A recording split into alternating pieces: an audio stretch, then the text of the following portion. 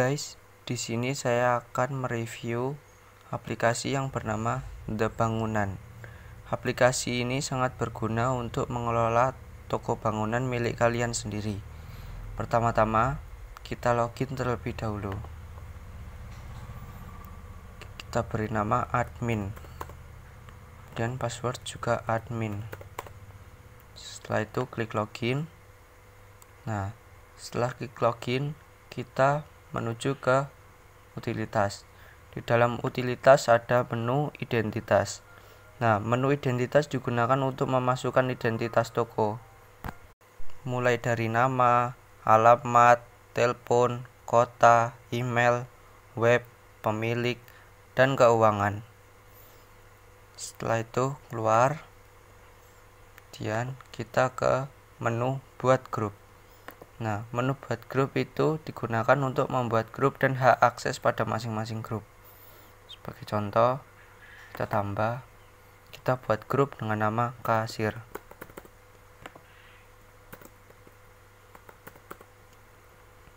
Dan kita klik simpan.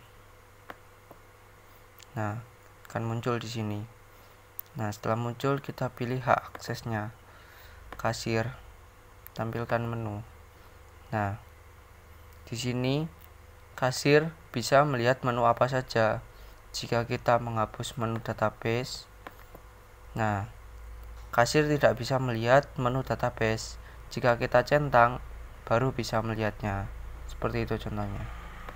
Dan kita keluar. Setelah buat grup, kita ke buat user. Nah, menu user digunakan untuk membuat user yang akan menggunakan program. Sebagai contoh, kita buat tambah terlebih dahulu grup kasir, nama lengkap Joko, kemudian user Joko, password Joko. Setelah itu simpan. Nah, user akan muncul di sini dengan nama Joko dan sebagai grup kasir. Kemudian keluar. Setelah menu utilitas, kita akan menuju ke master. Nah, di master ada supplier, jenis, barang, dan pelanggan. Pertama-tama kita ke supplier terlebih dahulu. Nah, di menu supplier digunakan untuk memasukkan data supplier seperti nama supplier, alamat supplier, kota, nomor telepon, nomor HP, kontak person, bank, nomor rekening, email, dan website. Keluar, kita ke jenis. Nah, di menu jenis barang ini digunakan untuk memasukkan data jenis barang, seperti jenis barangnya kayu, atau batu, atau cat. Dan kita keluar. Setelah ke jenis, kita menuju ke barang. Nah, di menu barang ini digunakan untuk memasukkan data barang. Sebagai contoh, di jenis batu, kita beri nama barangnya batu aki atau batu bata. Jika ke kayu, sebagai contoh barangnya kayu jati. Seperti itu. Kemudian kita keluar. Setelah barang, kita ke pelanggan. Nah, di sini di menu pelanggan digunakan untuk memasukkan data pelanggan seperti nama, alamat, kota, HP, dan PIN BBM-nya. Setelah itu keluar, kemudian ke menu transaksi. Nah, di menu transaksi ini ada pembelian. Sebagai contoh, kita mencari suppliernya terlebih dahulu, kemudian kode barangnya,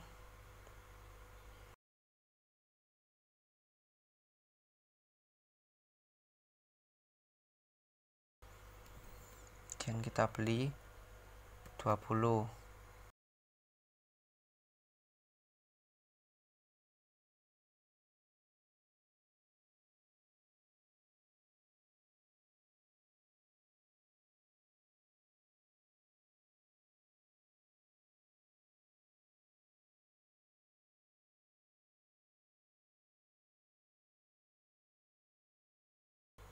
jangan lupa nomor fakturnya ya. Nomor fakturnya bisa diisi terserah kok.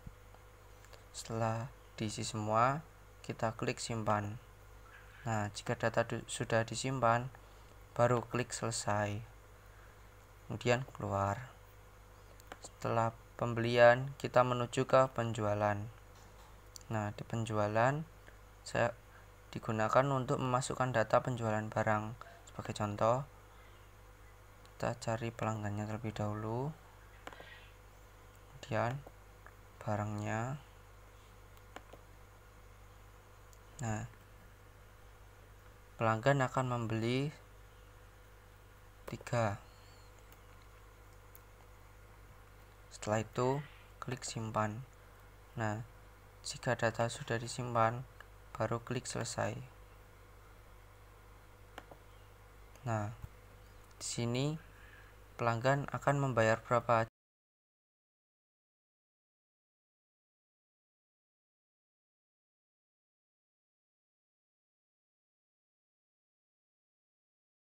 Kemudian bayar. Nah, di sini digunakan untuk mencetak struk, tapi kita tidak usah mencetak karena ini hanya contoh saja ya. Setelah itu keluar. Kemudian keluar lagi.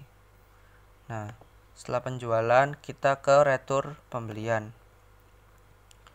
Di retur pembelian digunakan untuk proses retur. Nah, kita akan mencobanya.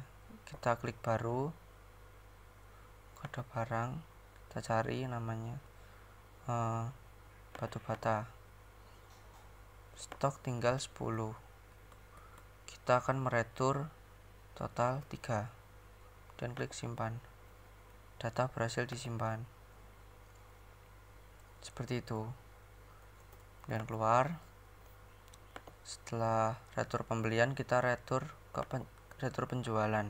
Menu ini digunakan untuk proses retur penjualan. Sebagai contoh, kita buat baru, kemudian cari barang dan cat tembok. Nah, pelanggan akan meretur 1 barang. Kita klik 1 di sini dan simpan. Nah, setelah itu data berhasil disimpan, keluar. Setelah itu stok opname. Nah, stok opname ini digunakan untuk mencetak data opname barang. Sebagai contoh, kita cari cat besi, stok opname 2, keterangan rusak, dan kita simpan.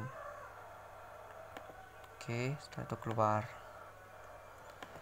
Setelah stok opname, kita ke update harga.